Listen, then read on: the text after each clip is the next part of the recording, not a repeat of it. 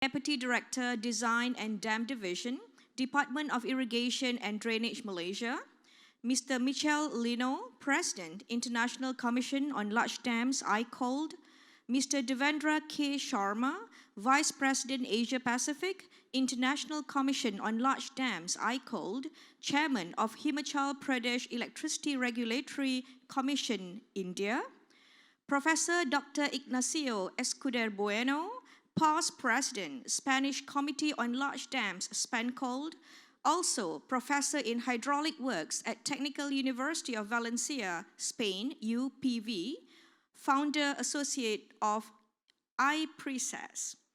Yang berbahagia, Datin Professor Insinyur Dr. Laria Muhammad Siddiq, Co-President, Malaysian National Committee on Large Dams, MYCOLD, Chairman, Second International Conference on Dam Safety Management and Engineering, ICD SME 2023, also Professor, Institute of Energy Infrastructure, Universiti Tenaga Nasional, Uniten.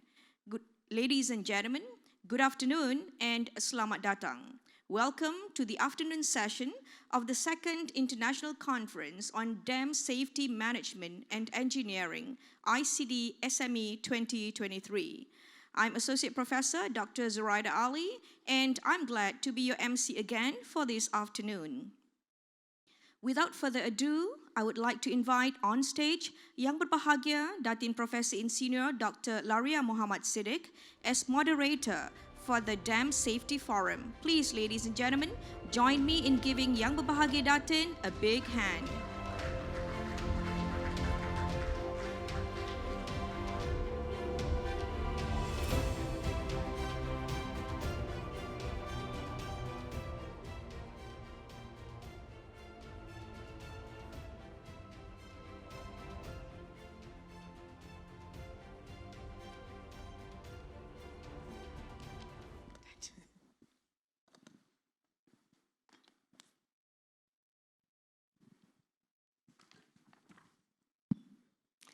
Thank you, our Madam MC, Associate Professor Dr. Zuraida.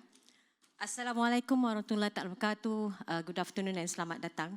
I would like to welcome our panelists to the stage, Mr. Michelino, Professor Ignacio, and Mr. Devendra, and also Puan Zakia.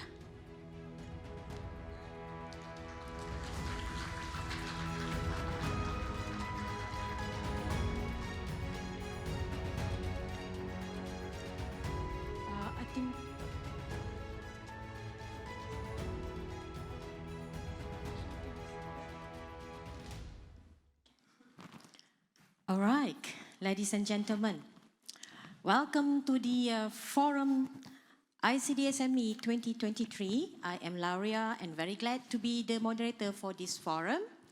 Ladies and gentlemen, it is my distinct honor and pleasure also to introduce our panelists for today's forum. As we gather here today to discuss the future in dam safety, dam emergency safety and community, a better tomorrow. We are fortunate to have with us an individual or expert in this dam industry. Let me introduce our panelists. The first one on my left, Yang Berusaha Engineer TS Haja Zakia Muhammad, the Deputy Director, Design and Dam Division, Department of Irrigation and Drainage Malaysia. And we also have Mr. Michelino, President, International Commission on Large Dam, MYCOLD, and Mr. Devendra K. Sharma, Vice President, Asia Pacific, International Commission on Large Dam, MYCOLD, and also Chairman of Himachal Pradesh Electricity Regulatory Commission, India. And the last one, Professor Dr. Ignacio Escudo Bueno, the past President of the SPANCOLD, and also the Professor in Hydraulic Work at Technical University of Valencia, Spain, and also the Founder Associate of IRRIC. Ladies and gentlemen, throughout this history, the construction, operation, and maintenance of dams and their storage reservoir have provided significant benefits to humankind. Everybody knows about it. Storage of water behind dams regulates natural stream flow, allowing for benefits resulting from increased water availability, renewable energy production, and reduction of adverse impacts caused by natural extreme of flooding and drought. So in our brittle world, growing population is causing a steady increase in demand for water, food, and energy to meet basic needs as well as higher standards of living. And at the same time, however, dams may create new hazards with risks to downstream life and property in the event of dam failure resulting from an uncontrolled or catastrophic release of stored water. And we are the professional. So in this dam engineering profession, we have a profound duty and moral responsibility, namely building urgently needed dams, reservoirs, and levees in the most effective and sustainable way, while also ensuring that they are safe during their whole lifespan. I think the Secretariat, they have a video before we proceed with the question and answer. After Please days proceed. of heavy rain, the people of Eugene, Oregon are finally enjoying a sunny day. Suddenly, the ground starts to rumble, buildings shake, and people are terrified. In seconds, the shaking stops. It's an earthquake, magnitude 6.5. There's no serious damage, and everyone breathes a sigh of relief. But high in the mountains above the city, soil saturated by the rains is loosened by the quake, and landslides rush down the slopes into the reservoir of the Hills Creek Dam. Huge swaths of soil, trees, and debris flow into the rain-filled reservoir, creating waves that quickly overtop the earthen dam as the embankment gives out. Suddenly, more than 300,000 people in the valley below are in danger of being washed away.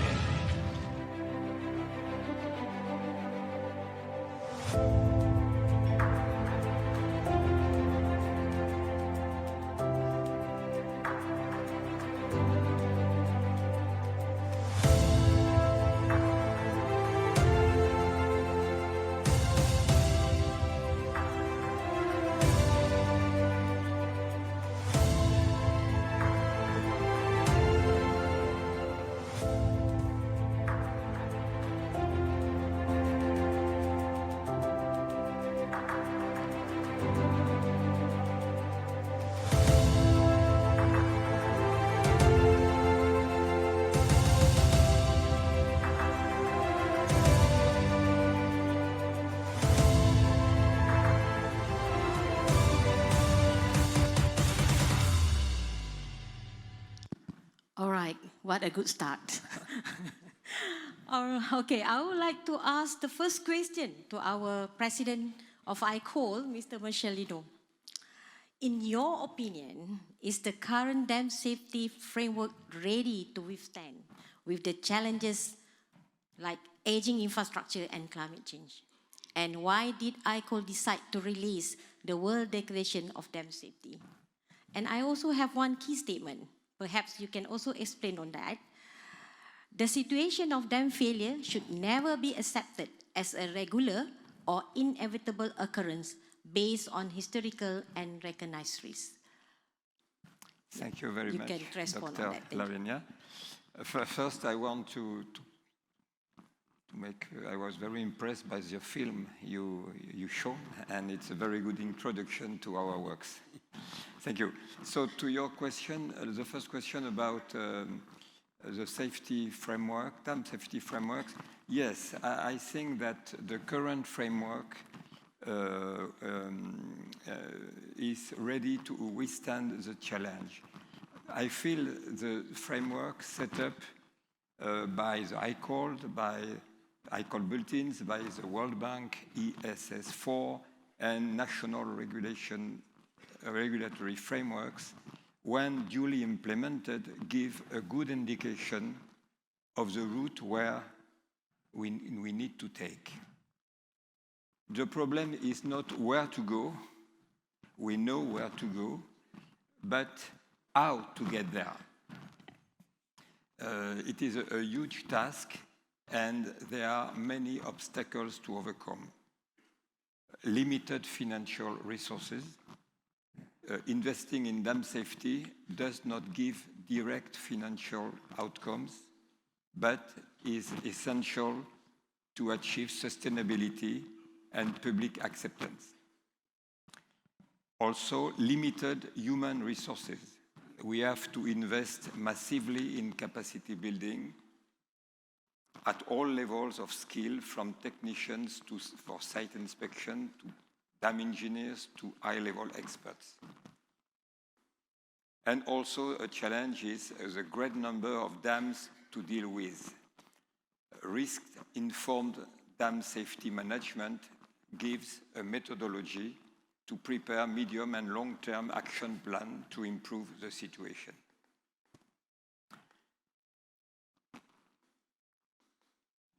Your question is also how MYCOLD decided to release the World Declaration on Dam Safety. One way of releasing is participating to that type of conference.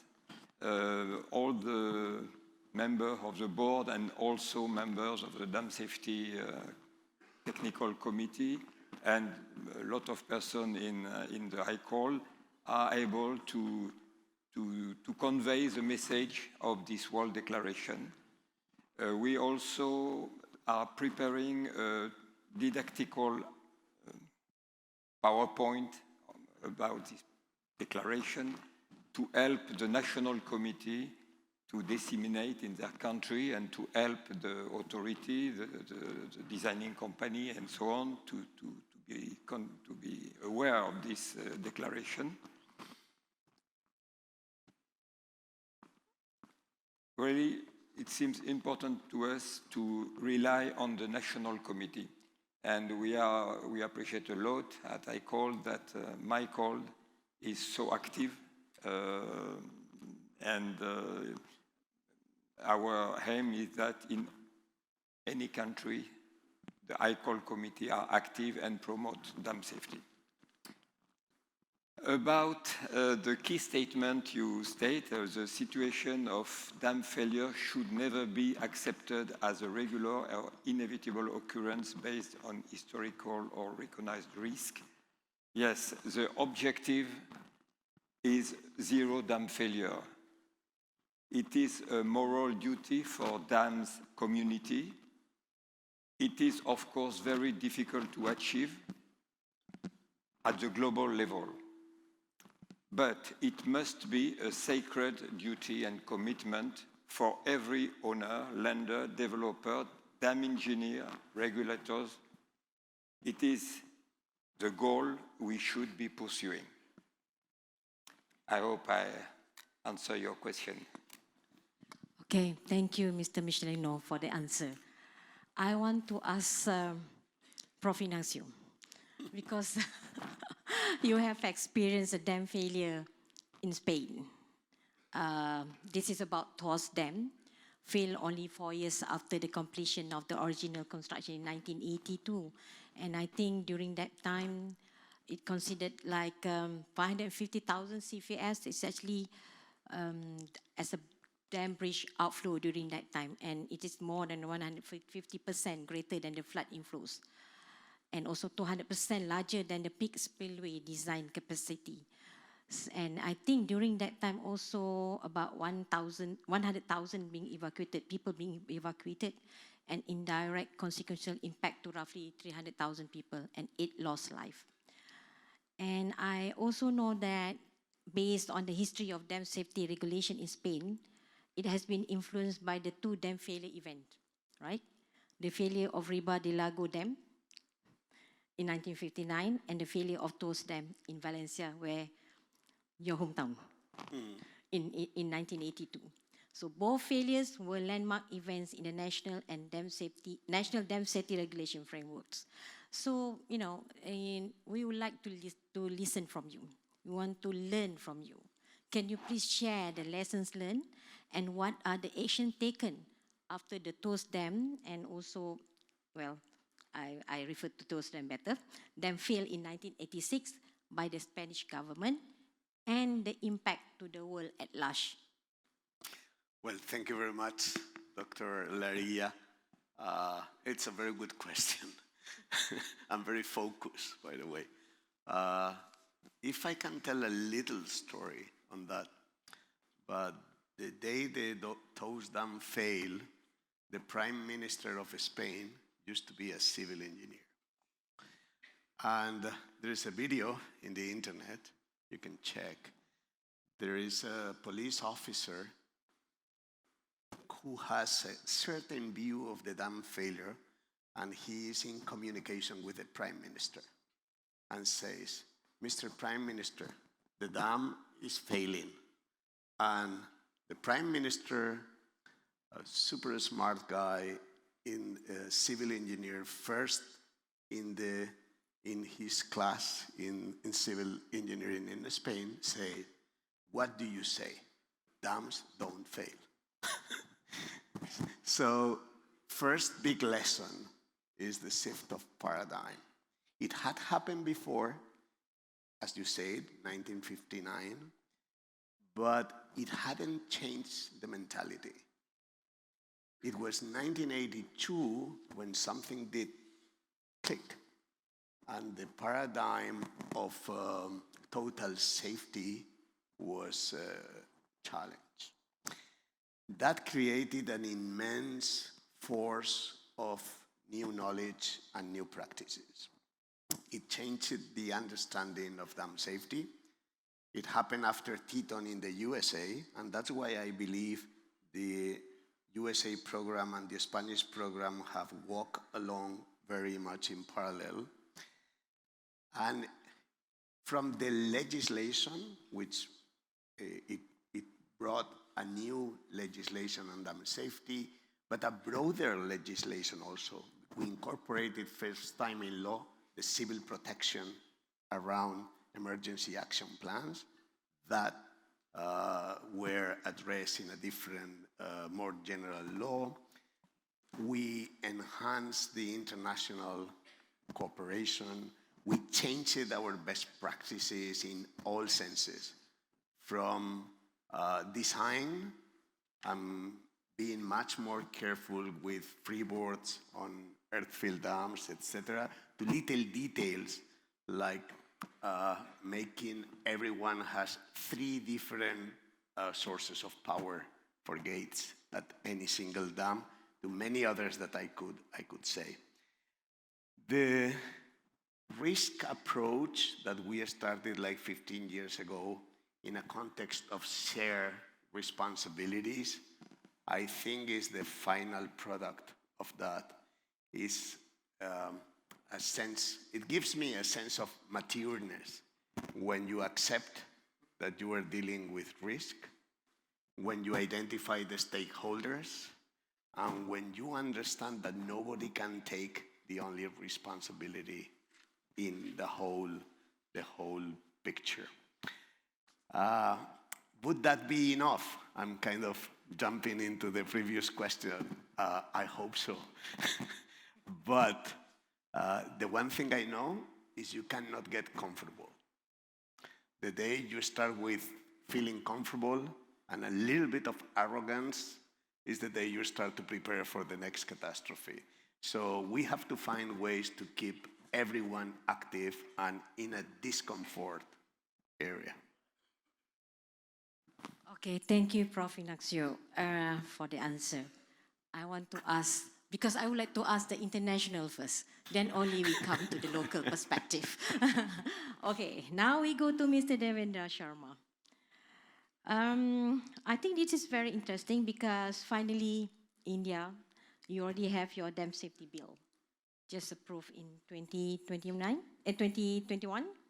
and it aims to provide robust legal and institutional framework under the central and state government for safety of the dam. And the bill envisages prevention and mitigation of dam failure-related disaster through the proper surveillance, inspection, operation, and maintenance of all dams in India. Okay, so my questions. Can you just please share with us what are the challenges and your experience until the approval of the dam safety bill in India? Thank you, Professor Lahira. Well, it's a very vast question as such, but I'll try to summarize it. Looking at the challenges and experiences we had, if I go back to 1950 we started with one of the highest dams, concrete gravity dams, in the world at that time. while it was constructed in the year 1960, then it was maybe the third highest in the world. So the knowledge available and experience available till the year 1990, I must say, was one of the best, I would say, in the region at least. But slowly what happened that we started facing challenges with respect to the human resource. The challenges were that it was being taken for granted that the dams can be operated just like that, anybody can operate, and we stopped for certain reasons recruiting new technicians, new operators, new people who can operate these gates and who live with these dams. Slowly their number was going down, and those people who were retiring, the experience was going with them. The next challenge we had that time was that the civil engineers, we have a large number of universities where we produce large number of civil engineers, but ultimately they graduate from the best schools and then they don't work in civil engineering field. They prefer working in some other fields. So the challenges were slowly that the human resource available for managing these operation and maintenance of these structures their experience was not there, and it was slowly retiring, and we were not able to build the new class of operators, new class of engineers who can take responsibility with utmost confidence for this, for operation and maintenance of these structures, and of course for construction of these structures. With that, the problem was how to address it, and as you are aware, we have a large number of states within the federal structure, and each state there was no law which could really fix responsibility for owners of these dams. So we ultimately had to come up with something where the responsibility is fixed, where the people are asked that if they don't operate it properly, they would be held responsible, and the new act provides even jail to the people, to the dam owners, jail along with fine. So, and that will not be tried in other courts of law. Once they are fined under this act, they cannot go to the civil courts for relief. So it's a very stringent act, and the idea was that the owners have to realize that they need to be responsible and they need to immediately act on it, because it was being complacency, I would say that's the right word. They were being complacent in their approach. Well, I would like to share one very small incident with you. While I was managing one of these largest dams in the country, it was the experience of the people who work over there. There was a flood wave was huge.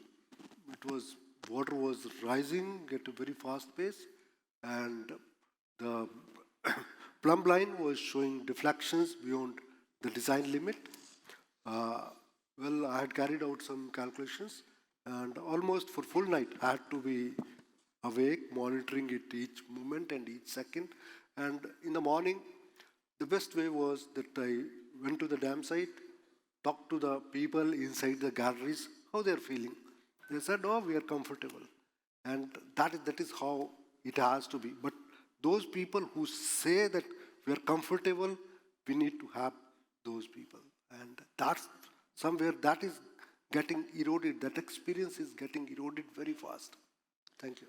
Okay, thank you, Mr. Sharma.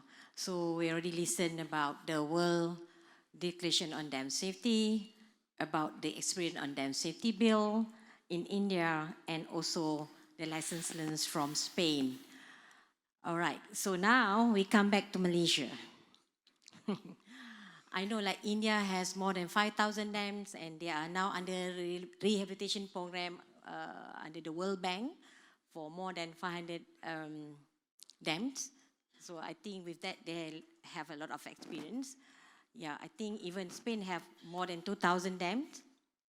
More than 2,000 or more than 1,000? Depend on the size. Depends on the size. I'm talking about large dams, so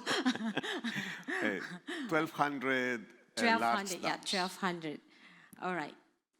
In France, how many dams that In you France, have? something like For 600. like 600. Coming back to Malaysia, we have 104 dams. We have 63 for water supply, 16 for hydro, 16 for flood mitigation, and the rest for irrigation and for other purpose.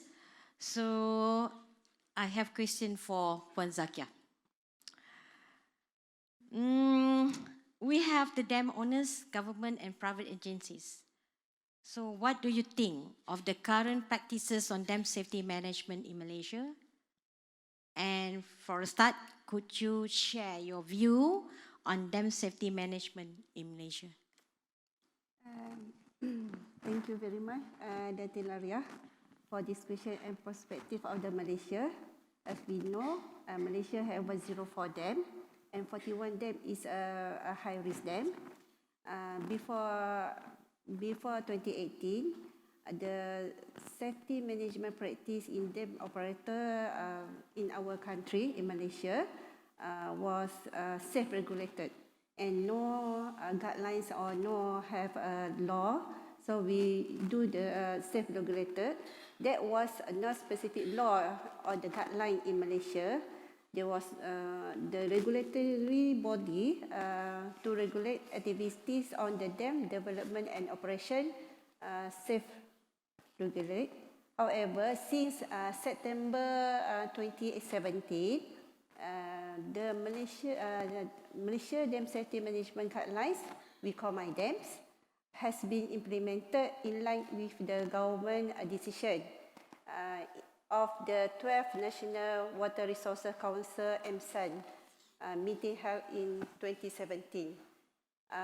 In MyDam has 11 elements from the starting from the planning and commissioning in our guidelines.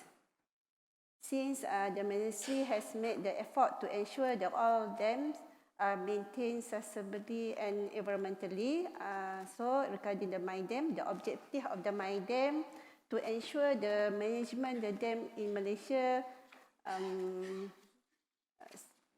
very systematic from the implementation in the dam. So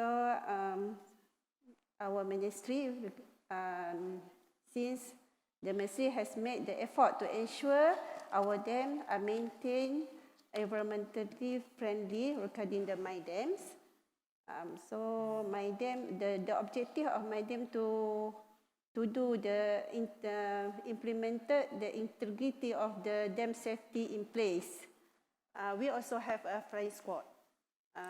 The MyDam is a guideline. We also have a flying squad. A special committee in dam safety has been established in February 2015 under the Ministry of NRE, Ministry of Natural Resources Environment. So NRE lah. So in flying squad have combined with all the agencies, like have a DID, have a Irrigation Dennis, and also have a Department of Mineral of Geologists, GMG. So that one is for the MyDams, flying squad, and we also implement for EAP. So from EAP and the training for the capacity building. So the capacity building is for the same with Mr. Michelino say, the capacity building from the technician to the dam engineer to improve efficiency of the dam operator. So that one is the perspective of the Malaysia in implementing. Okay, we already have our dam safety management guideline. That's good. So it's just that we don't have the act yet. Yes. Okay. We'll proceed with Mr. Michelino.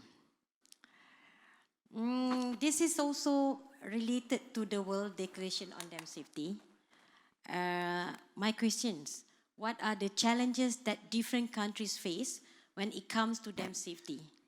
And how do those differ in developed and developing countries? Yes, thank you. Thank you for the question. So the board of MYCOLD and the relevant MYCOLD technical committees have prepared an action plan in favor of dam safety. The main directions are as follows. Dissemination first of the World Declaration of Dam. It is ongoing, and you will probably receive in the following days or week this didactic presentation to help you, the National Committee, to make some dissemination in the country. Also, we made a new step forward in 2021. The MYCOLD dam and incidents, failure and incidents will be in a few days, yes, on MYCOLD website.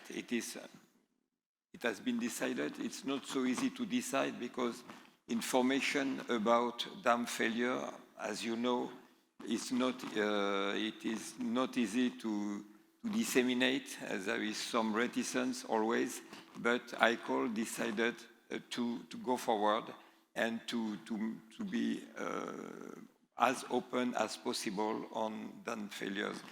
Even from when it happened, where the information is scarce and not always very good quality information at the beginning, and at the end, it will go in the MYCOLD database when validated by the National Committee and the MYCOLD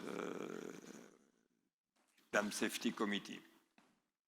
So another action is to help to promote capacity building. And this we try to do in partnership with international organizations, development banks, particularly the World Bank, who already financed several very important actions as DRIP in India, but also actions in the Nile Basin and in different countries to help the government to have a better, to improve capacity of their officers and designers and so on. Another action that we develop is to promote the use of dam safety panel of experts, as I discussed in the opening preliminary keynote. Panel of experts from the beginning of the project to the construction and then operation in the first years is a very efficient tool. The efficiency, I can say it has been proved by, let's say, first the World Bank experience for more than 2,000 projects with using this tool of panel of experts. No significant incident or failure are recorded. I have another example in France, and it will join what Ignacio said. In France also we had a very tragic accident of dam. It is Malpassé Dam. It was in 1959, and all our regulation on dam safety in France derived from this accident. And one particular tool that has been created at that time is the permanent committee on dam safety, we can say. This is a permanent committee. It's not like panel of experts dedicated for this project or this project. This is a permanent body. Of course, permanent, it means that the people are staying a long time. Of course, there is some time where they change. I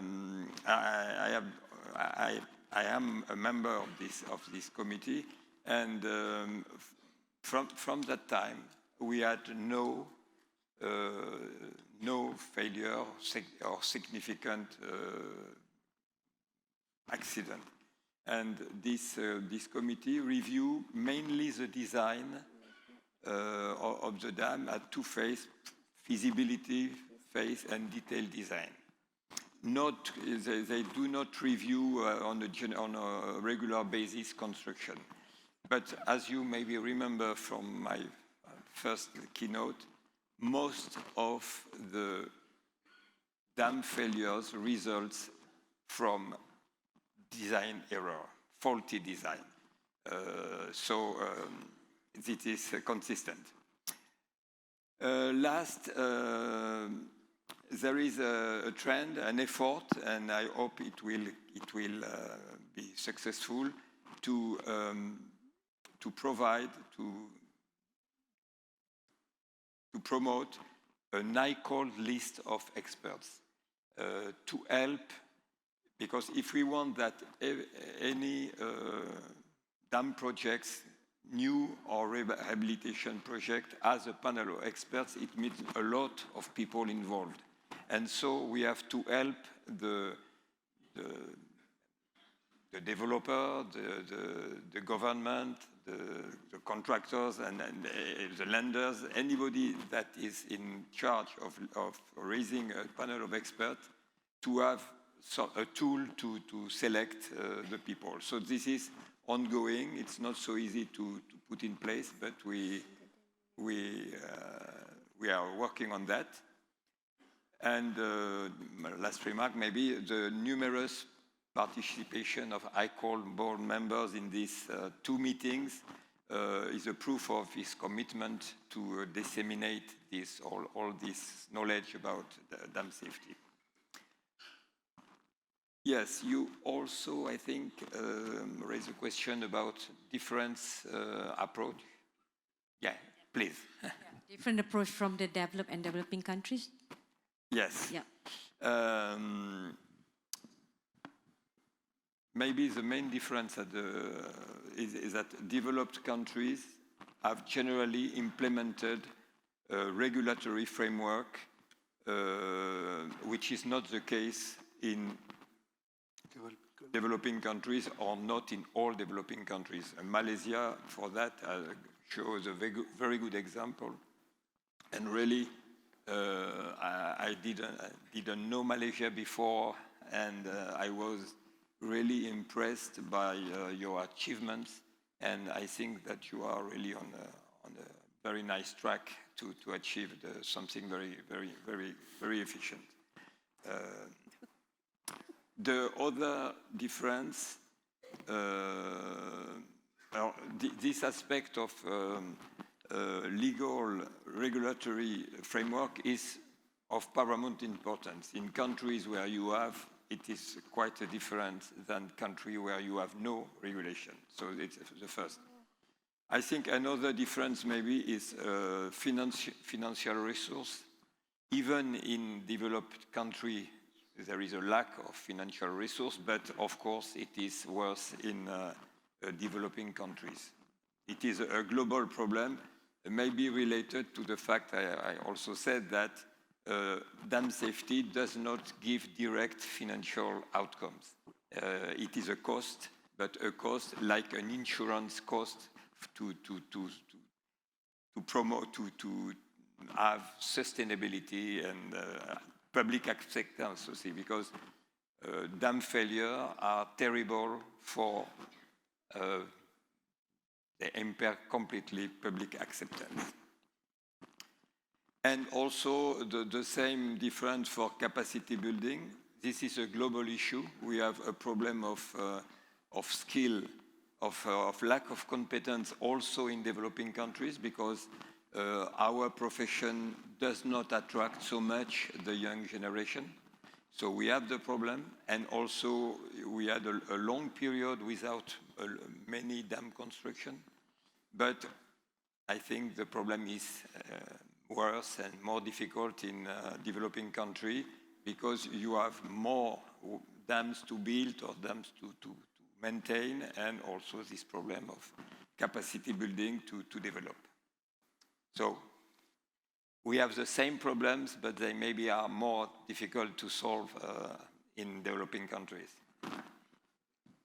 Thank you. Okay, yeah, thank you very much for the lengthy answer, but very comprehensive and detailed. But what I can gather here, basically the difference in terms of the legal regulatory framework and the financial, the funding and capacity building.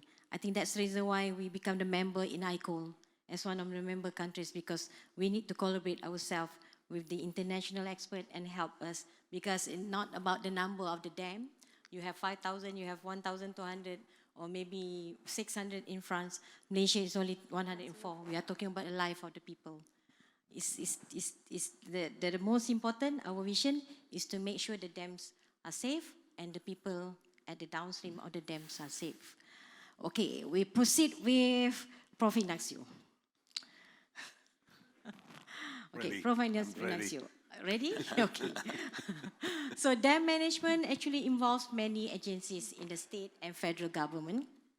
And for example, issues involving the institutional framework and dam maintenance between the state and federal government is always complicated and complex. And that's what happened to Malaysia as well. It is important to have a more integrated approach to ensure that dam safety is managed effectively. So I have questions for you based on your experience in Spain. What is the best approach in ensuring that all aspects of dam safety management are properly implemented by both sides? And also, I ask you straight away another question. What do you think should be the guiding principles of developing the National Dam Safety Program? Perhaps you can share your experience by Spanish in terms of the challenges, regulatory governance, and dam safety program. Good questions, but there's no complete, clear, and unique answer to any of them. Well, let's start by something which is very important, and it's how is the water resources and the water flows, which is the authority over them? There's countries like the US or Argentina where the province or the municipality, they are in charge of the water flows. There's countries like Spain where all water flows are under the authority of the national government. That makes things easier. That makes things easier to have the basin approach and to care more or less equally about the infrastructure in the rivers. Does it mean that you do it right because these are under national authority, or do it wrong because not? No. It depends. The Corps of Engineers has a federal mandate to flood protection, and they coordinate the districts in what they say a program that is centrally managed, locally executed.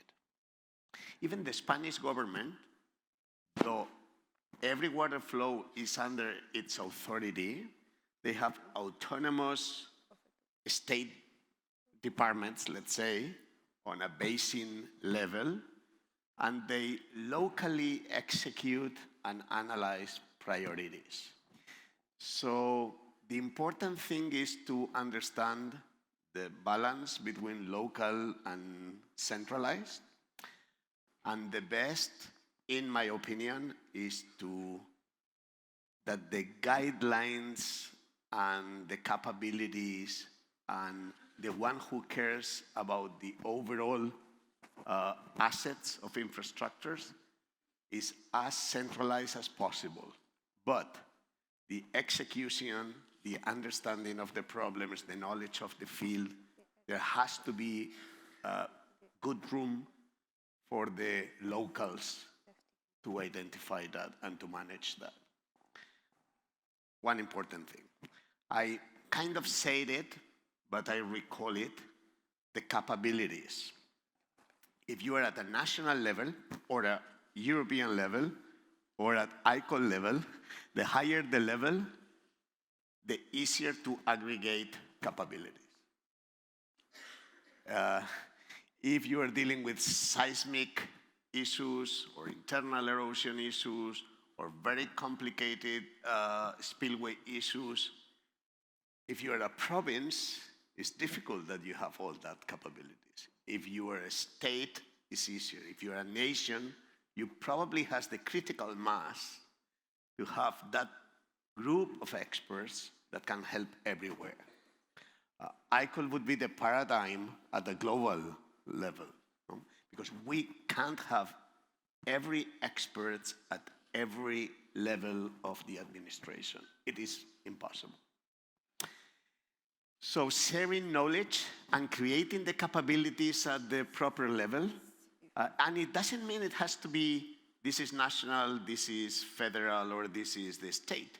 It means that you have a certain level of capabilities at a higher level, and you should be able to mix teams and share knowledge both sides. But understanding for which problem, where do you have the aggregated value of the knowledge. Fourth thing, we talk a lot about duties. Dam safety owners, regulators, we can talk about that later, the duties. But it's needed to talk about the incentives. Why should I be doing this? We are all humans. Even we talk about corporations, we talk about states or nations. Those are made by persons. And we all need incentives.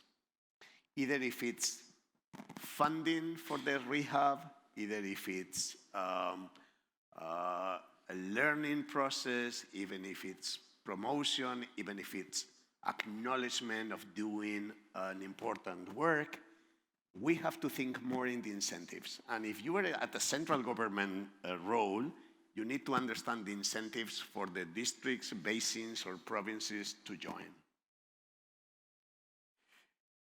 One more pillar, you are gonna think I'm in a conflict of interest here, is the academia. You need to incorporate the academia in a global sense for a number of reasons. One reason that I have seen a lot, particularly but not only in developing countries, we'll talk about that. I want to take on some of the comments of my president later. But coming back to the academia, in many places, government officers change, even engineers change, but professors stay for decades.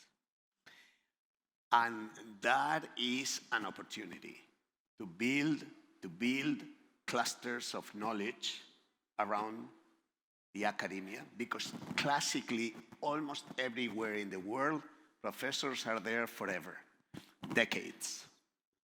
So I don't say everything has to be in the academia, but the academia has to be a stakeholder and create the knowledge and maintain it. And there's a big opportunity because the nature of that work makes professors stay for typically their entire lives linked to the academia. I don't know if that gives you kind of enough by now. Coming back to I will retake on it, and I agree with what Mr. Michel Lino said on the developing countries, but I will retake on this. Starting from a lower point or having more difficulties, is a great opportunity, because this discomfort allows you to improve and to do things much better than areas that are stable and in apparent comfort. But I will retake that maybe in another question. Okay, maybe if you can share with us the incentive that you have in Spain, that you mentioned just now, so that we can also learn. Well, maybe we can also apply here. One very clear incentive is funding, very clear. If you do the proper dam safety program and activities, you will be more likely to be eligible for funding. That's one very clear incentive.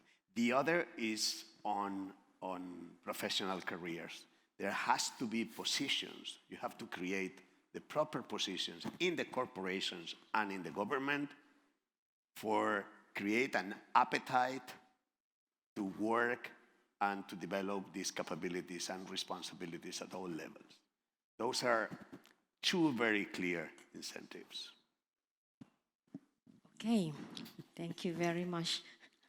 I tend to agree with you. That's the reason why I think in MYCOLD, you can see that we have approach, we call it as quintuple helix, where we have the government, the industry, the university, through an NGO, and we are together to protect our dam and the environment.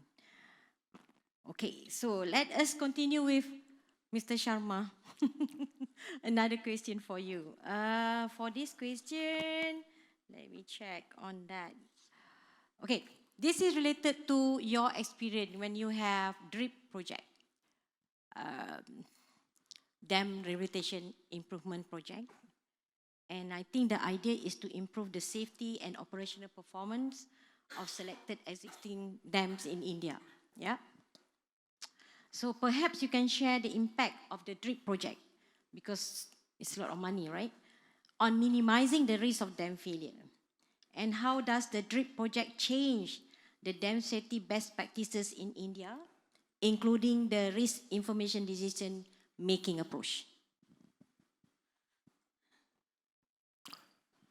Well, thank you. It's really a very vast question, but I'll try to summarize it. See, as I told you, I told yesterday during my presentation, we started with dam safety, steps towards dam safety in the year 1975. 1979, we had a structured program, and we created in Central Water Commission a full directorate to look after the dam safety. But as you have at the moment, we had the guidelines for the dam safety, similar to one Malaysia has at the moment, dam safety management guidelines. And these guidelines were not backed by the law, force of law. So guidelines means guidelines, whether you follow or you don't follow. So then in the year 1991, we started with the dam safety program, in which we rehabilitated 33 dams. And that experience was quite good. And based on that, in the year 2012, we came up with the DRIP program. This DRIP program has helped us to put things in a structured fashion. It's very important to have systems. It's very important to have a structured approach. The difference, what Mr. Lino was saying just now, difference between the developing and the developed world is, in the developing world, people do not work in a systematic and structured fashion. Whereas in the developed world, you have the systems in place and nobody dares to go out of those systems. And those systems there are other issues also, that professional insurance, the people are, if somebody doesn't do work in the right direction, he can be sued. But in the developing world, those systems are not in place. And the biggest advantage which I look at the DRIP program is the systems we could establish, as we have now strong guidelines. Of course, these guidelines are also dynamic in nature. You can't live with a document prepared 10 years back or 20 years back. We are working to update these guidelines continuously with the new knowledge. And, but at the same time, what is important is whatever knowledge we have today is not good enough because you have the climate change impact. And for the climate change, you need to update. You need to update your, for instance, your reservoir operation rules need updation. Whatever those rules were existing for 50 years, 100 years, like whatever, for each individual dam has its own reservoir operation rules, and they need to be updated in view of the climate change. Also, we need to work on the operation strategies, different operation strategies for these dams. Maybe you need to have better cushion for the flood management, which earlier was not existing. That idea was not there at all. So all this, whatever is being done, DRIP has helped India to do work in a systematic manner, I would say. I'm afraid we haven't gained on the knowledge front, but I'm afraid not to the extent we should have. It's a very sweeping statement, but still we could have done much better. We could have improved a lot, but that was probably not done to the extent what was desired. In DRIP 2 and 3, we are now working on creation of this Center of Excellence, what Mr. Ignacio was also saying. See, Center of Excellence is okay. We need to put it in the right perspective, and I've been talking to both the institutes where these Center of Excellence have been established. But in the departments who are responsible for the dam, we need to create institutional memory. That's very important. See, you cannot live with the knowledge front in the Center of Excellence. You need to have institutional memory and knowledge at the place where operation and maintenance of the dams is being carried out. That's very important, and I would say that focusing on each individual dam and having that institutional memory is something which all of us need to work. And coming to the Malaysian experience, I say it's like the dam safety is something like climate change, which is very site-specific. Your dams are your dams. They are not anybody else's dams. So you need to have systems for each dam in place. So having a system for each dam is what is desirable and what we should be doing. And no like institutional framework or the legal framework can put that system in place. So it is the individuals responsible, and fortunately for you, you have the number of dams which are controllable, in the sense you can focus on each individual dam in a big way and can create systems for these dams. That is how I would say. Thank you. Okay, thank you, Mr. Sharma. I have questions for Puan Zakia. This question is actually related to the several dam incidences that we have in Malaysia, involving the loss of life and economic losses. I think we have collapse of the spillway at the Anak Endau Dam in 1986 during its first overspilling, and in October 2013, 4 people who encroached the downstream area of the Sultan Abu Bakar hydropower dam drowned when excess water was released during monsoon. Damage of Air Keruh Dam in November 2012 due to the construction at the downstream toe of the dam, and reservoir rim slope failure due to the rain at Cherry Dam, Sungai Lembing, Pahang. And the most recent incident in 2022 was the Kenyir landslide. So out of these 5 examples have different causes, in which, among others, due to structural failure, encroachment, and also design of the dam. So in your opinion, what are the issues that we have overlooked, and how do we improve to reduce these incidents? Okay, thank you. difficult question. Okay. The issue we have overlooked and we need to improve to reduce the incident in Malaysia. One is we need to have a dam safety act. We already have a draft dam safety act, and we moving forward. A new centralized dam safety act will be established to regulate all 104 dam for the safety and maintenance. So now we only have draft dam safety acts and no bill.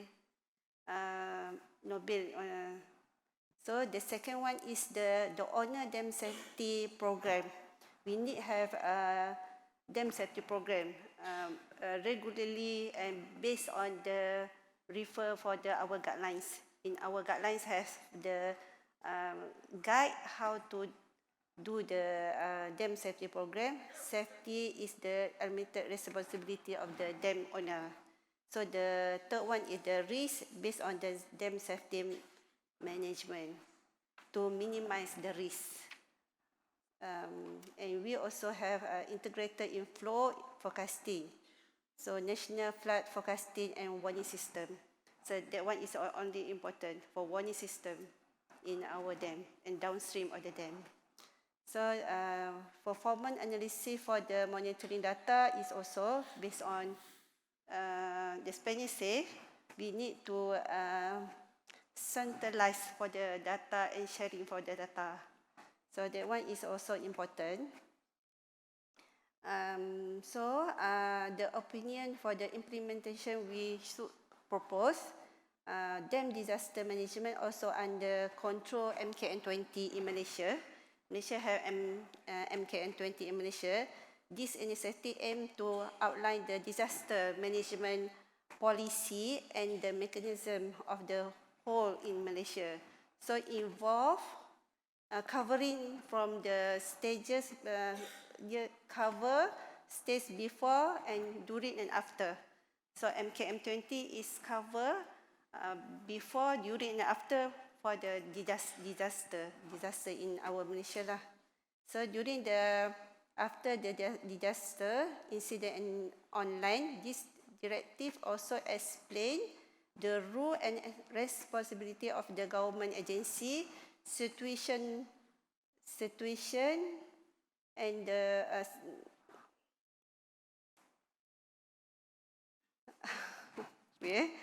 so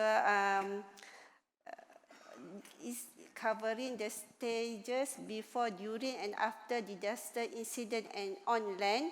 The directive also explain the role and responsibility of the government agency. That one in Malaysia lah. However, dam disaster rare in Malaysia if compare overseas. So we need to integrate and do the more for the safety program. Okay, thank you. Okay, thank you, Puan Zakir, for the answer. Okay, I think I have last questions for each panelist. Maybe then I will open question to the floor. Yeah, because we have to finish at 4:30. So you have to answer my questions very, very quick. Okay, would you tell us about the effect of climate change on dam safety? Can you share the most effective mitigation and adaptation dam sector to climate change?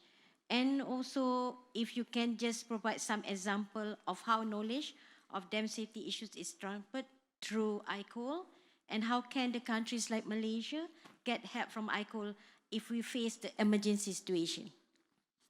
Thank you. Difficult also question. Clearly, the most critical impact of climate change on dam safety is increased frequency and possibly intensity of extreme events, and in particular floods. In some part of the world, particularly in Asia, there is also the emerging risk of glacial lake outburst or landslide dam outburst. There is also impact on structural behavior of dam that can affect dam safety in some cases. Two examples. Increased thrust of arch dam on the abutments due to temperature increase during canicule events. We had a case in France of a dam that was strengthened recently because due to the elevation of temperature and taking into account canicule situations, the dam proved not to be stable on this. And anyway, also for embankment dam, you have some effect of cracking of the core material during severe drought that can give concern. Regarding most effective mitigation and adaptation dam sector to climate change, I can cite the developing research work in many countries, including France, Spain, Norway, and China, among others, on dam design to withstand limited overspilling in case of extreme flood. So the dam is not designed to be overtopped, but provisions are taken if there is an overtopping that the dam can resist. For instance, in China, there is a program to reinforce small embankment dams against overtopping developed at the moment. And about what the question about if a country like Malaysia can ask for help to MYCOLD in case of emergency, of course, yes.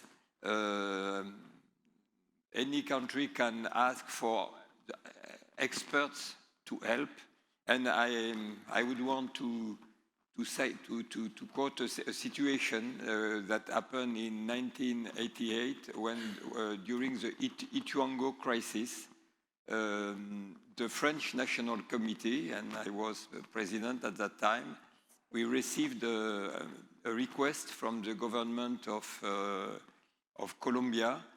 I received the phone call on Friday evening, and on the Sunday, 2 people were on plane to help on site during the crisis.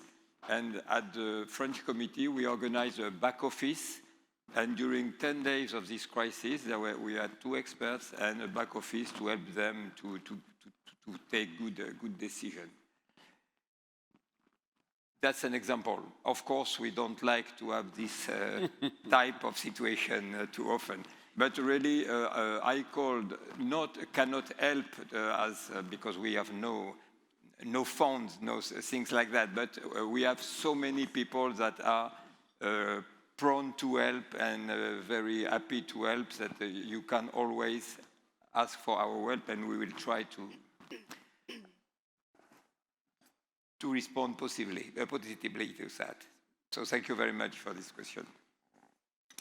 Okay, thank you very much, Mr. Michelino, for the answer. Because we have to finish at 4:30. Yeah, maybe Prof. Ignacio, if you want just to say any few words that you want to advise MYCOLD and the Malaysian dam owner operator or the other stakeholders. What is your advice? Okay. If you yourself, you can turn back the time. I know you took about 20 years in Spain. So what is your advice for us to ensure that our dams are safe and the communities at the downstream are also safe? Then I'm going to talk to MYCOLD and to the government of Malaysia at the same time. Right? To the co-chair and the deputy director at the same time. So I say that you say that, that one of the gaps that you had not passed the legislation. So couple of advices on the legislation, and then I will move a little forward. Think about what you want the relation between the regulator and the regulated to be, how collaborative you want to make it. I tend to prefer the collaborative atmosphere than the kind of inspection or sending papers, receiving reports. Think about public and private owners. What are their different constraints and interests, but also about capable with financial resources and poor owners. So how are they going to catch up with the baseline that you are going to establish, and how are you going to help them? Also, in terms of fixes and investments, you will not be able to apply retroactive standards massively. And all together in the collaborative approach in helping creating the capabilities and understanding where the risks are, a risk framework would be very helpful as a conceptual framework, not just as a do a risk-informed analysis, but as an overall framework. Then, in summary, build the capabilities, use best practices but not stick to them, move forward, be innovative and create knowledge in the process, and back and promote it legally. The legal issue is very important to back and promote, but without the other three, nothing happens. You can have a very nice bill on dam safety, and might nothing happen. Coming a little later, I wanted to say that, I wanted to reinforce that. It's an opportunity to take things further, to do it better, and to become leaders, because others are too comfortable, and then you can take the lead. Don't renounce to take the lead. Create alliances, but don't stick to what is common practice. Be active leaders in that, and align policy, processes, and people together, and we will be happy to come and learn from you. That's my advice. Thank you. Okay, thank you, Prof. Inaxio. Well, Mr. Sharma, any few words, advice based on your experience? Well, I don't think advice is the right word, but I would say that the Malaysia should create its own framework. Don't think what is best for India would be best for you, or whatever is best practice being followed in United States would be the best practice even for you. See, our conditions are different. It has to be site-specific. Other point which I just want to say, which you should consider. I've been trying to do that in India for last almost 10 years. As I have not succeeded so far. Your code of practices for operation and maintenance of dams with reference to climate change. See, climate change, extreme events are going to happen. These extreme events would be so severe that you would have a very sharp flood peak, and it would be very difficult, and the time period available for you to tackle would be too small. So, to cater to such eventualities, to such extreme events under climate change, you need to maybe tweak your code of practices. Like for India, we have this national code for everything. We do not follow the international codes. So we have been telling them that they should modify these codes. But in a system like India, it takes very long time. We've at least started telling people that this is what they have to do. Well, other point which I would say is that create your own people who take forward responsibility. Don't be dependent just, okay, like some consultants can come, they will fill your knowledge gaps, wherever there are gaps. But it is ultimately your responsibility to do operation and maintenance of your dams, because that is your dams. Well, I'm really lucky that during 41 years of my career, I had, as a young engineer, I was doing planning of dams to identify new sites, work on investigation. Then I started designing the dams. Then I started constructing the dams. And towards the fag end of my career, I carried out operation and maintenance of the dams which are of national importance, the assets of national importance. And now, for the last 2 years, I have role of a regulator. So as Mr. Ignacio told, the regulator has to work in a collaborative manner. You can't use the whipping stick all the time. See, you have to improve, you have to be part of it. And I think we have succeeded to large extent as a regulator to being involved with them. So that's what I have to say. Thank you. You for your advice. Mr. Marcelino, if you want to say anything, your final word before I think Puan Zakia. my two colleagues and my three colleagues gave a very good advice. Maybe I should add that come back to our individual responsibility. If all of us are convinced that it is something so important, we will find a way, of course, using the very good guidelines and all the knowledge available, because as I said, I think we know where to go. The problem is how to go there with the limited means we have. And if we are all of us convinced and motivated and all together, I think it can make a difference. And MYCOLD is the place where we can share those values and those opportunities. Thank you. Lot of knowledge available in MYCOLD. Please take full advantage of that knowledge. Okay, thank you for the good advice. Actually, I want to open for one question to the floor. Oh, ada soalan. Haji Kanil, okay. Only one, okay?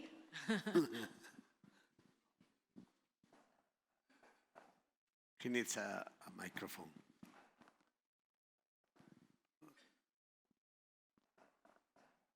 They bring.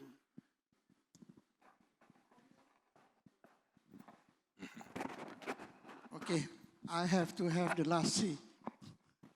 First of all, thank you to Professor Bruno for sharing us the story that your former Prime Minister is a civil engineer.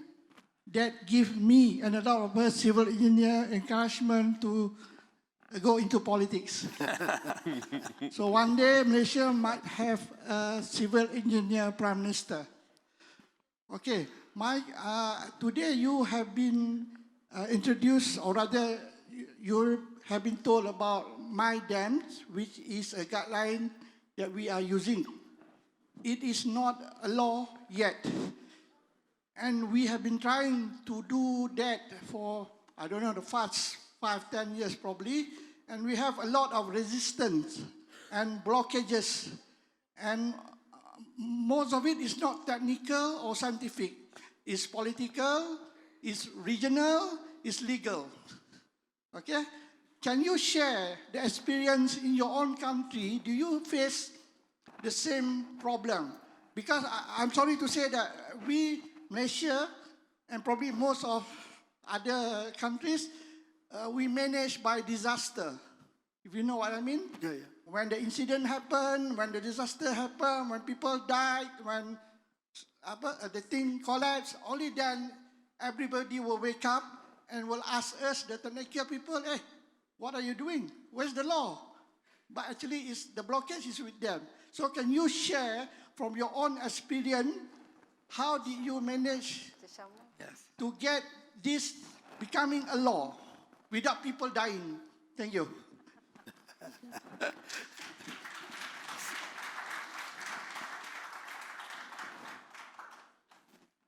Thank you. Your question is really straight from your heart. And see, I told it yesterday, we have taken 3 decades to come out with this bill. The draft was available for almost 30 years, more than 30 years. So we started working on it. There was resistance, and I also saw in one of the presentations which was made by my colleagues from Malaysia, they also told that the water is a state subject even here. The water resources is a state subject. In India, we also have water resources as a state subject. And the water availability is a big question, and we are a water-stressed nation. There were a lot of fights between the 2 states even, and now even the law, the Supreme Court of India raises its hands sometime. So it's a very serious issue. But at the same time, we had to ensure the safety of these dams. We can't, as you yourself pointed out, we start doing something. When something happens, we start managing it. Well, in order to avoid that situation, we had to enact this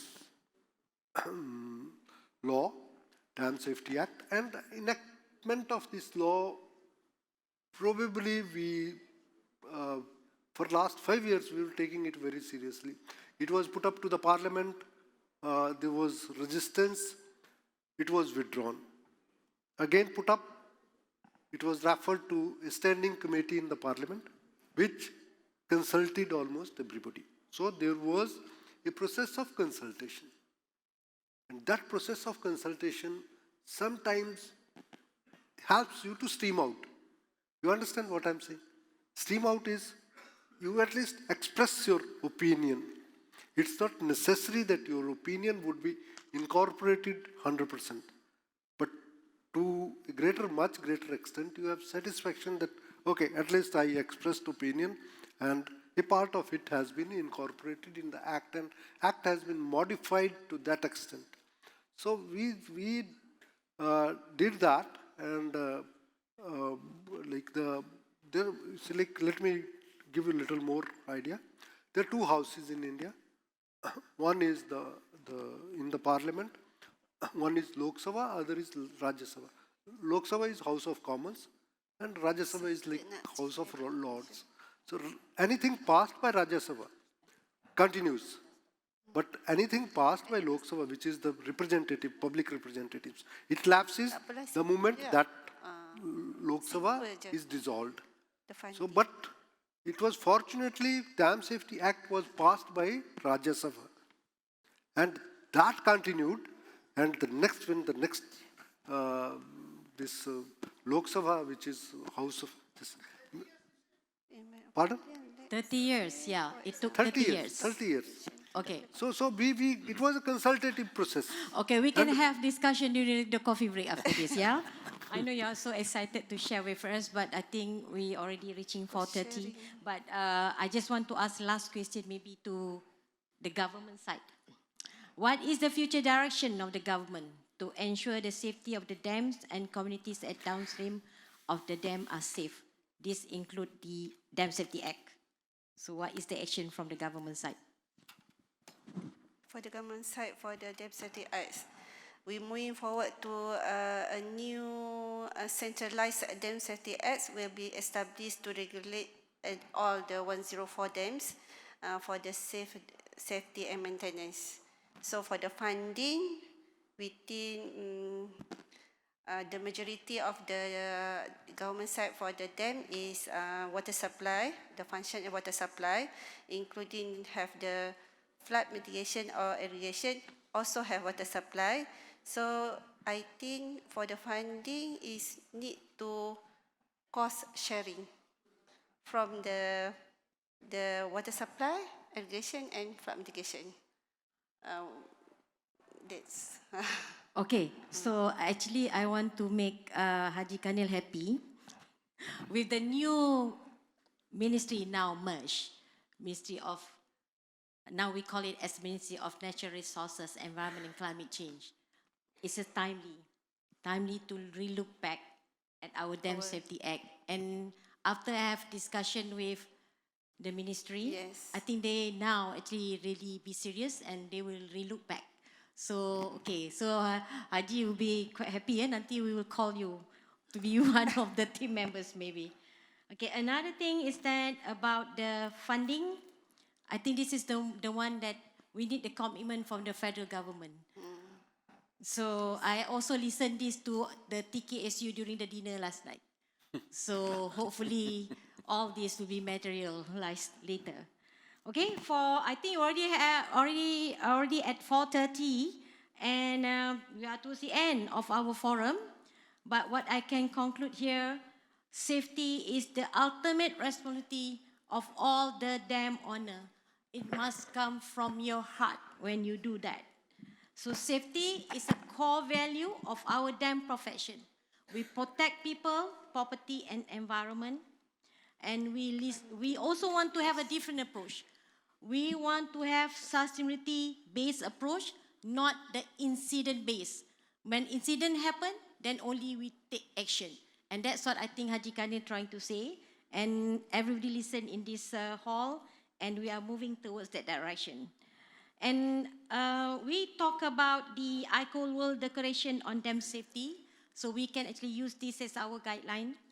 And also the action plan mentioned by the President just now. And we are very happy, we have a good connection. So if we don't want to have any incident, but we know that we're going to get that support at any time that we want, but not in the funding, but in terms of panel of experts, yeah, we will have that. And the other one we're talking about the legal regulatory framework. Yep. We don't follow exactly like the Indian have. So we have a Malaysian way. So whoever's going to develop that, so you must listen to what Mr. Sharma mentioned just now.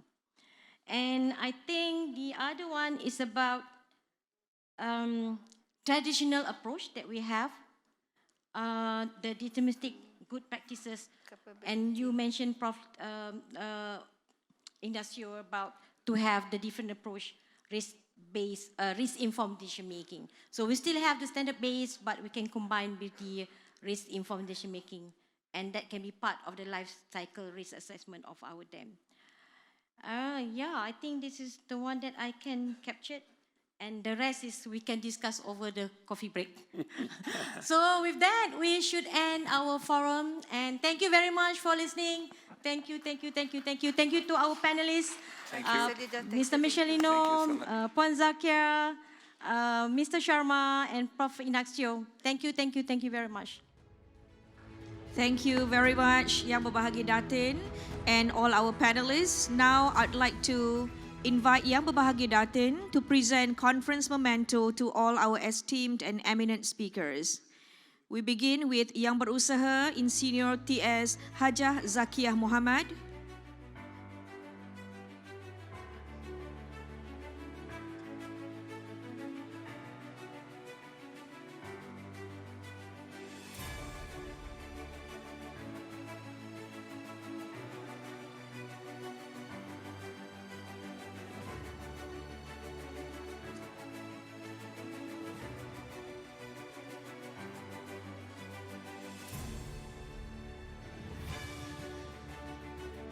Next, Mr. Michel Lino.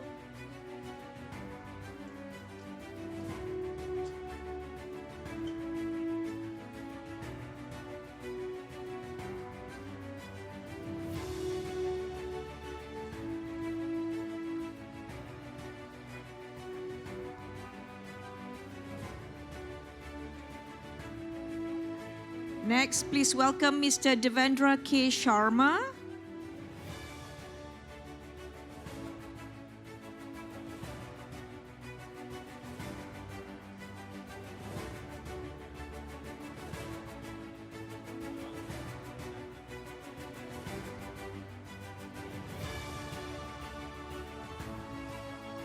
And finally, Professor Dr. Ignacio Escuder Buedo.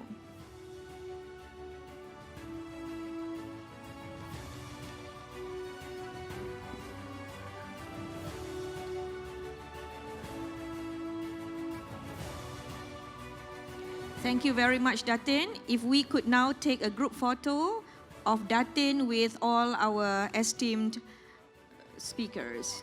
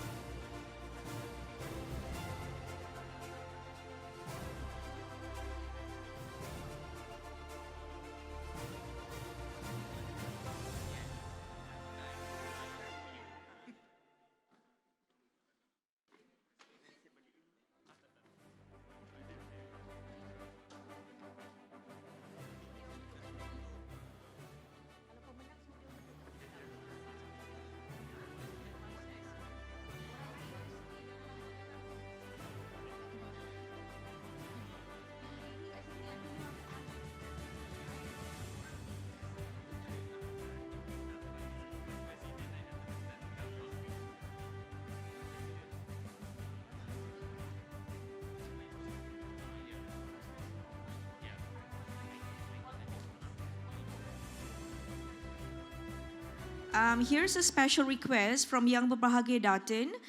We would like to invite on stage all the vice presidents of MYCOLD. Please, could you come on stage? Thank you very much. I see. Okay, there's an addition to it. So, vice presidents, secretary, and treasurer.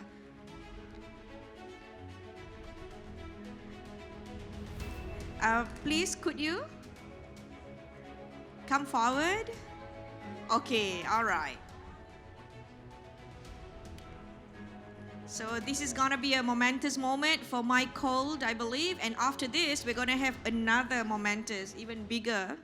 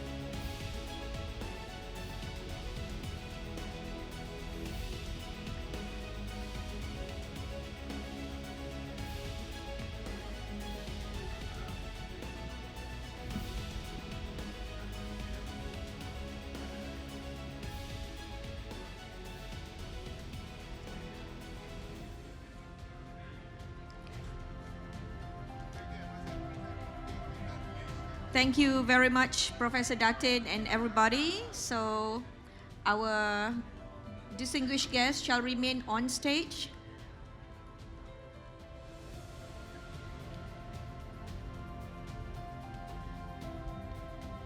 And in a while, we shall proceed with the most prestigious part of, I would say, our conference. So ladies and gentlemen, here's the moment we've been waiting for, the Best Paper Award ceremony. And of course, I have a small announcement. When I call out your name, you will come in front and receive the award. And after that, I hope you could remain on stage, the winner, because we're gonna take a group photo of the winner, yeah? Okay. So ladies and gentlemen, quoting Jim Quick, the brain doesn't learn from consumption, it learns through creation. Today, during the plenary sessions, we have experienced learning through creation, and I believe all of you shall bring something home. In continuing to aspire and inspire our people to share knowledge, MYCOLD Best Technical Paper Award continues. For your information, a total of 94 papers have been received and adjudicated. Today, during our plenary sessions, 48 oral presentations were held and 30 posters displayed. There are 7 categories under the technical paper submissions, namely hydraulic and environmental engineering, dam data performances and advanced technology, dam operation, maintenance and surveillance, dam safety management, governance and financial, dam safety review and risk assessment, dam rehabilitation, and sustainable reservoir management and environment. Now, ladies and gentlemen, just to build the suspense in you, I'd like to invite Mr. Michel Lino, President of MYCOLD, to present the awards to all our winners. Ladies and gentlemen, we shall now announce the winners. Our winner for hydraulic and environmental engineering category is Wong, Muhammad Ghazali, and Abdullah with the title of Debris Flow Modeling for Sabo Dams at Gunung Jerai.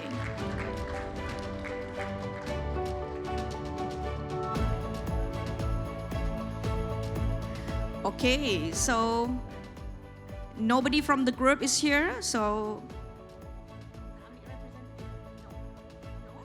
okay, so we've decided maybe they will collect the plaque later.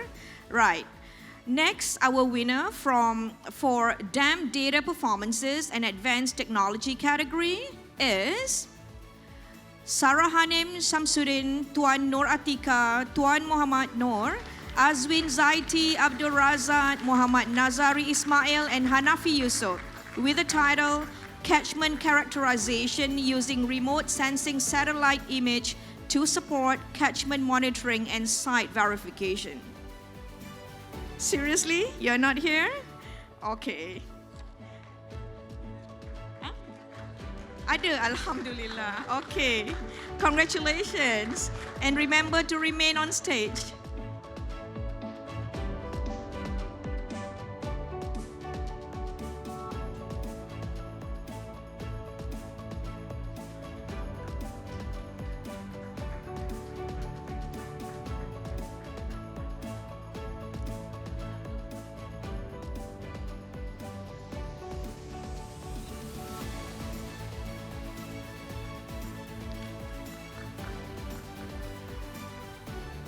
Our winner for Dam Operation, Maintenance and Surveillance category is W.A. Wahab, R.C. Omar, Tahira M. Tahir, R. Roslan, INZ Baharudin, Badaria Solemon, NHN Khalid, AAM Isa, and Abdul Rasid Jaapar with the title Assessment of Slope Instability Caused by Weathering Process in Pergau, Batu Melintang, Kelantan.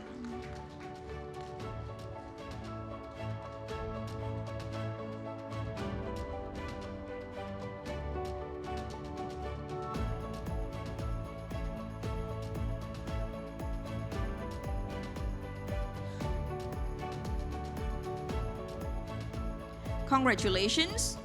Next, our winner for Dam Safety Management, Governance and Financial category is Bisho K. Shrestha, Mohan P. Archer, and Mohan Rajpanta with the title Analysis and Design of Concrete Gravity Dam in the High Seismic Region.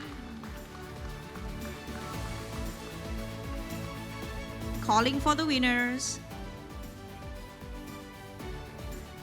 3, 2, 1. Okay, later. Next, our winner for Dam Safety Review and Risk Assessment category is Farahanan binti Tipol, Sandiri bin Sutimin, and Kamarul Azari bin Raza with the title Evacuation Time Estimation for Flood Event under Hypothetical Total Dam Breach Scenario using Weibull Distribution Case Study for Batang Ai Hydroelectric Plant.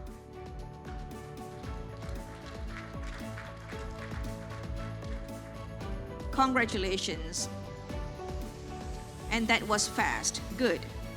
Okay, next. Our winner for Dam Rehabilitation category is M.R. Zarsazi, M. Hassanli, and K. Zarsazi with the title Rehabilitation and Remedial Activities in the Historical Abbas Abad Bashar Dam in north of Iran. Coming, sir?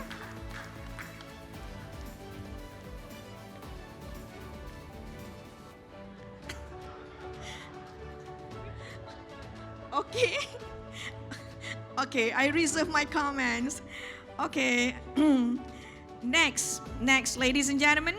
And finally, our winner for Sustainable Reservoir Management and Environment category is Wei Kun Lee, Asnor Muizan Isha, Asmadi Ahmad Hassan, Fuhod Lim, Adila Muhammad Anwar, Nur Hamiza Muhammad, and Ahmad Fakri Isha with the title Multi-Criteria Analysis and Benefit Cost Analysis to determine water allocation for an unburned river basin.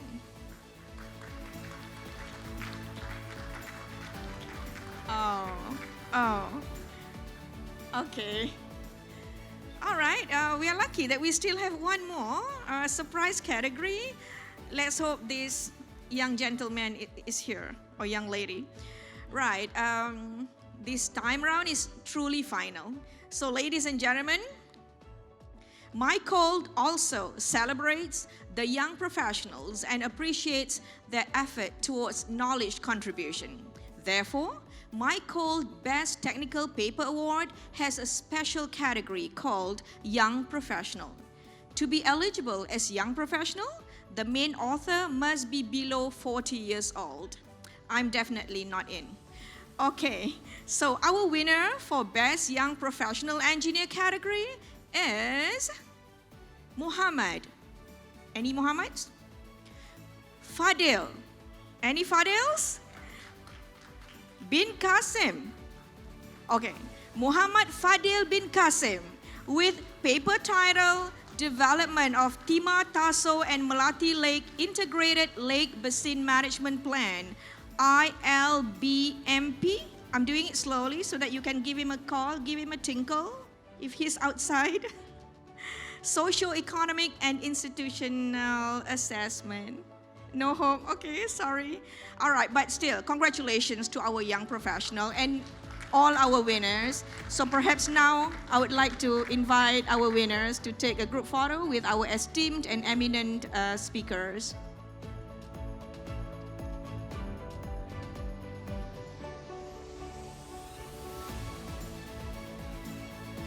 Ladies and gentlemen, this is a momentous event. This event only happens once in 2 years.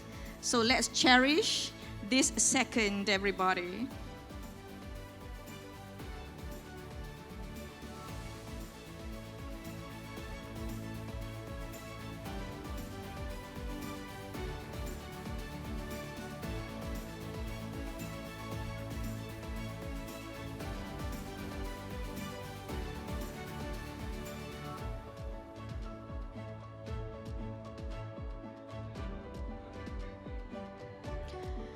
Once again, congratulations and keep on spreading the joy of learning. Thank you very much, Mr. Michelino and all. Congratulations to all winners. We are very proud of your determination and achievement. Next, ladies and gentlemen, is conference resolution. So is Datin ready?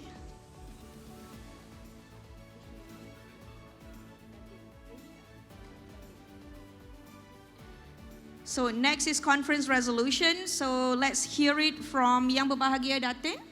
You're going to give the resolution?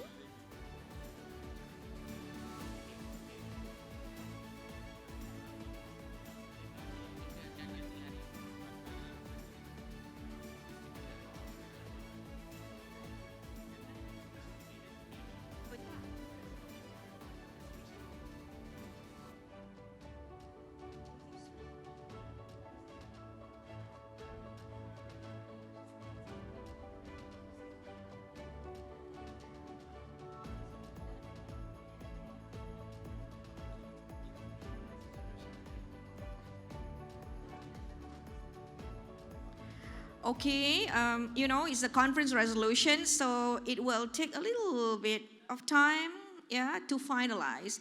So we have a surprise for you, which is the montage, and I hope technical team is ready.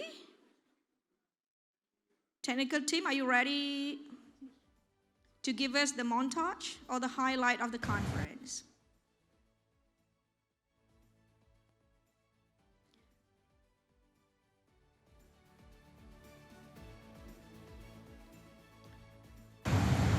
So while our technical team is, oh, here it is, all right. Enjoy, everybody.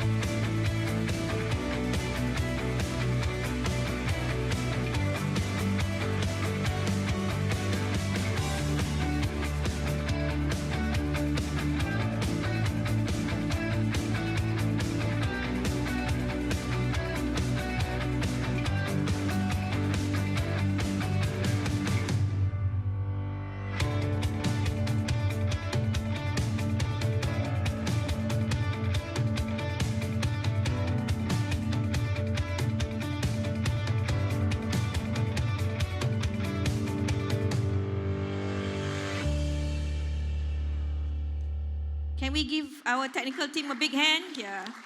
Technical and AV, I think they work so hard to actually try to put all our faces, yeah, for appreciation here. And I'm just so impressed that they actually caught it till the last minutes, yeah. Okay, so enough of that. Ladies and gentlemen, we've come to the end of our conference. I'm sure all deliberations, sharings, and proposals, all insights and breakthroughs will be useful and impactful to education, mankind, and the living. Now, right before we close, I would like to invite again Yang Berbahagia Datin Professor in Senior, Dr. Laria Muhammad Siddiq, to kindly deliver the conference resolution and her closing speech. Please welcome Yang Berbahagia Datin. Thank you, Madam Chairman. Assalamualaikum and a very good afternoon. I don't know, we're already late, already 5. So I will proceed with the resolution. Can you just, yep. Okay, the first resolution from our conference, we are together, believe that we need to revise our MyDams guideline for the dam safety management and to ensure compliance with MyDam to all dams in Malaysia. The second one, on the legislation, expedite the making of dam safety laws and enforcing dam safety management to meet recognized standards and guidelines, and we must have our Malaysian way. Set up the institution on dam safety management in accordance with relevant dam safety laws. Third, on the capacity building. We have to establish capacity building for dam engineering involving all parties that have interest in dam engineering and dam safety. MYCOLD, IEM, DID, NAHRIM, JMG, Public Work Department, consultant, contractor, all stakeholders to be in line with ICOL and other international recognized dam societies. The next one, to establish Center of Excellence to promote cooperation and exchange of information concerning research and development in dam engineering and safety among the stakeholders. We will continue to have the certified training program for the stakeholders on dam engineering and safety. As you know that we already have CDSI, Certified for Dam Safety Inspector. We activate the program of Emergency Action Plan, implementation, compliance, and exercise for all high and significant hazard potential dams. We continue to promote public awareness and outreach of the benefits and risks related to dam, and we enhance and increase the R&D in dam safety management area to support MyDams. On the collaboration, we encourage interaction and collaboration among local and international stakeholders to be leading professional organizations via MYCOLD and ICOL to promote conference, short courses, workshop, etc., and encourage stakeholders to contribute on the SEED program and to build a good network relationship among those involved in the field of dam safety at the Malaysian and international level. So we want to have the collaborative atmosphere. And number 5, funding. To provide adequate funding for dam safety-related activities to ensure that dams are constructed, operated, and maintained in a safe and reliable manner. For example, eligibility for amount of funding depends on dam safety program available in any organization or dam owner. And the last one, I would like to also conclude that best practices in dam infrastructure begin with resilience. Safety is a core value of our dam profession. We protect people, property, and environment. As I mentioned earlier, we have to actually have paradigm shift from traditional approach, deterministic good practice, to emerging approach, RIDM or PFMA, and life cycle risk assessment. We will promote the risk analysis. It's a more holistic approach to dam safety based on potential failure mode rather than the deterministic criteria. And we know that risk analysis are scalable and can be adapted to different purposes and can be used for the portfolio, initial screening, identification of risk reduction needs, and evaluation of risk reduction alternative, and etc. And finally, we embrace the technology, so enhancement of dam safety using advanced technologies, AI technologies, and IoT platform, including satellite. So I think with that, I end the resolution from Second International Conference on Dam Safety Management and Engineering.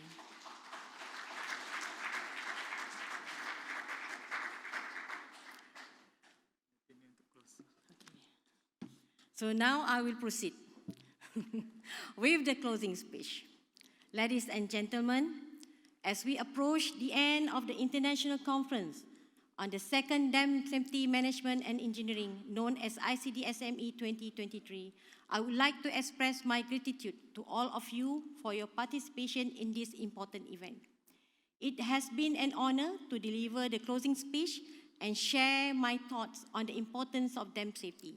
It brings me great joy to see that this conference has managed to gather a remarkable assembly of more than 350 dam professionals and academicians from different parts of the world, who have all congregated to explore the critical issue of dam safety through 7 different conference themes.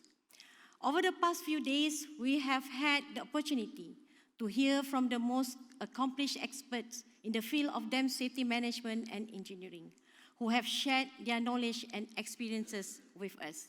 We have been enlightened by their presentations, stimulated by their ideas, and challenged by their insights. We have had the opportunity to engage in lively discussions, to network, and to explore new collaborations. At this conference, we have learned about the latest innovations in dam safety technology, as well as the challenges that we face in managing dam safety in an ever-changing environment.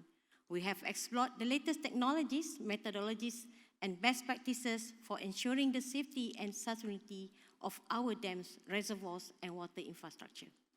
Throughout the conference, we have also heard many fascinating ideas and important messages. One of the key messages that has emerged is the need for continuous and proactive management of dam safety. It is essential to consider the entire life cycle of a dam, from design and construction to operation and maintenance, and to monitor and manage risks throughout the life of the structure. Ladies and gentlemen, the importance of dam safety cannot be overstated. Dams are a crucial infrastructure that provide a range of benefits, from producing hydroelectric power to managing water resources for agriculture, industry, and urban areas. They are also designed to protect communities and other infrastructures from flooding, which can be a major hazard in many regions. However, dams also pose significant risks if they are not properly managed and maintained. The consequences of the dam failure can be devastating, and we cannot afford to be complacent. That is why it is so important that we continue to prioritize dam safety. We must ensure that dams are designed, built, and maintained at the highest standards using the latest technologies and best practices. This is a shared responsibility that falls on dam owners, operators, and regulators.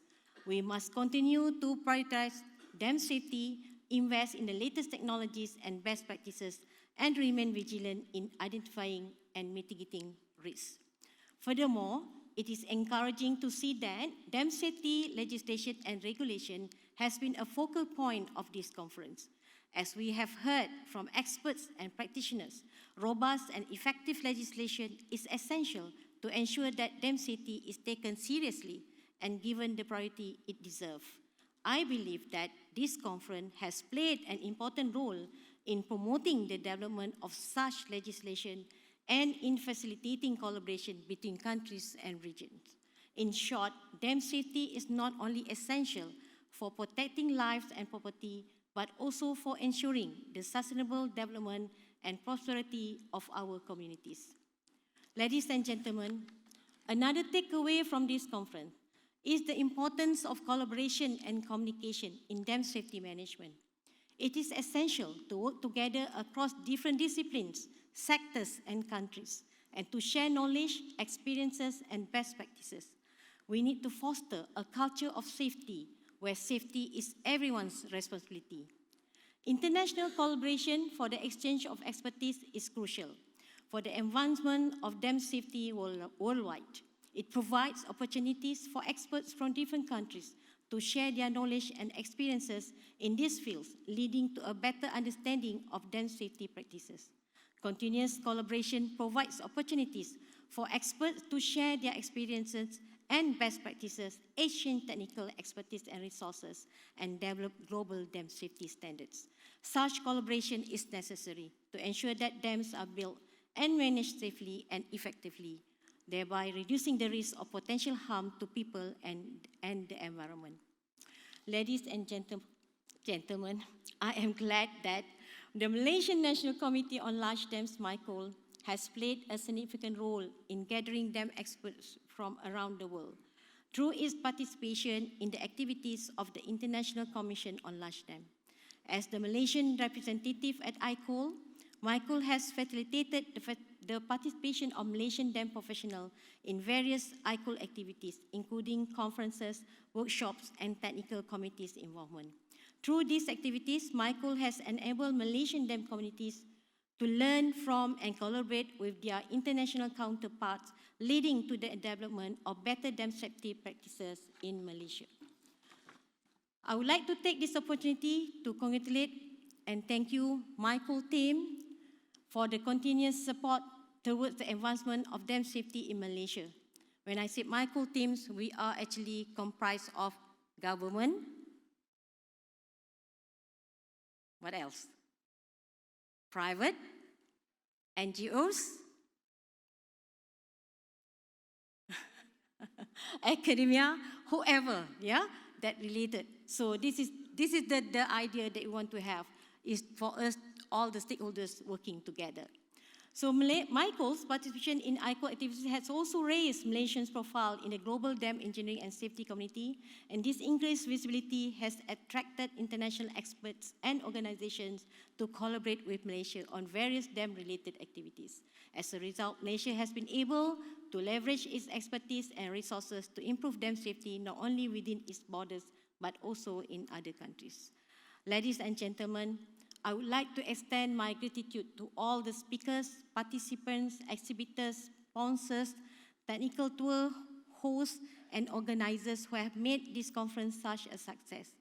I also would like to particularly recognize MYCOLD and the joint organizers, the Universiti Tenaga Nasional, Department of Irrigation and Drainage, Tenaga Nasional Berhad, the MB Power Generation, GENCO, Sarawak, NG Berhad, National Water Research Institute of Malaysia, NAHRIM, Agensi Pengurusan Bencana Negara, and many more.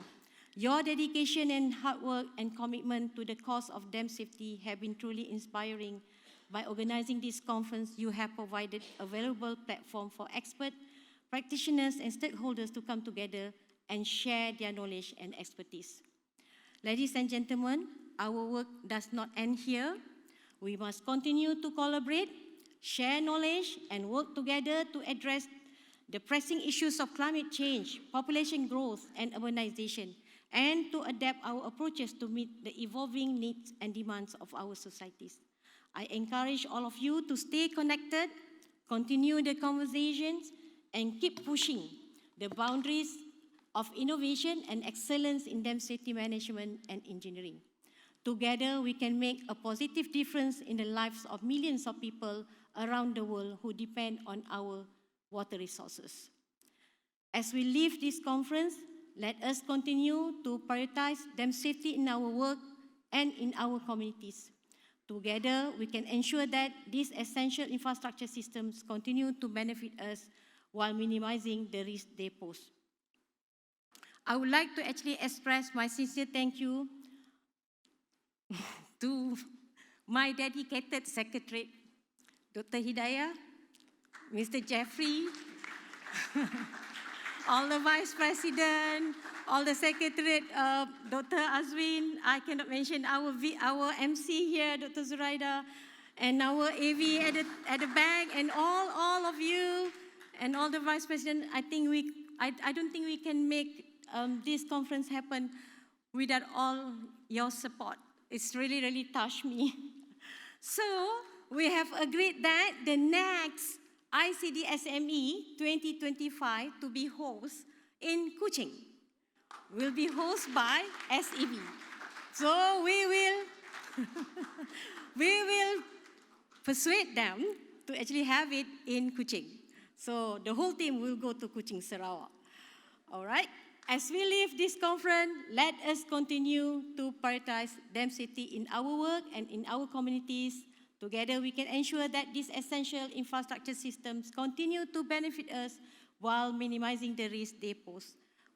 Once again, I thank you for your participation, your engagement and your commitment to dam safety. Safe travels to all, and I look forward to seeing you at the next International Conference on Dam Safety Management and Engineering, and I really hope it will be in Kuching. Thank you very much, everyone. Thank you, thank you, thank you. Okay, we feel you, Datin. Thank you very much, Yang Bahagia Datin. To all distinguished guests, eminent keynote speakers, eloquent paper presenters, dedicated participants, ladies and gentlemen, we have now come to a closure of this two-day convention of great minds and resourceful ideas.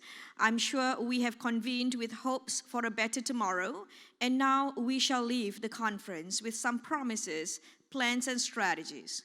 Not to forget, impactful global networking and contribution to dam safety, management, and engineering. Also, prevention of colossal catastrophes due to dam failures. On behalf of the Organizing Committee for ICD SME 2023, I would like to thank all distinguished guests and conference participants for participating and giving your full commitment towards this conference. Ladies and gentlemen, we convene here in Kuala Lumpur, Malaysia.